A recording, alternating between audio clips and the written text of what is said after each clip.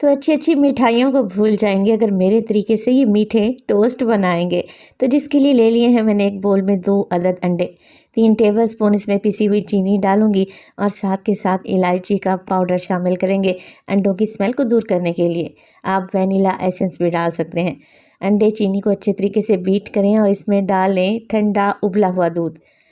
दोबारा से अच्छे तरीके से फेंट लेंगे और इसे एक साइड पर रख दें। अब हमें चाहिए होंगे ब्रेड के स्लाइसेस, तो 2 ब्रेड के स्लाइसेस लें, किनारे काटें और दरमियान में से काट कर हाफ़ कर लें। अब हमने कुछ भी नहीं करना, ब्रेड के स्लाइसेस को डिप करना है इस मिक्स में। तो बड़े से तवे पर पहले ही मैंने मक्खन को पिघला लिया था। दोनों साइडों से ब्रेड को गोल्डन करेंगे, उलटते पलटते रहेंगे। अब एक बोल में डालिए मैंने पिसी हुई चीनी, मिल्क पाउडर और डेसिकेटेड कोकोनट। गर्मा गर्म मीठे टोस्ट को इसमें अच्छे तरीके से कोट करें। शाम की चाय पर या बच्चों के लंच बॉक्स में दें, खाकर मज़ा आ जाएगा।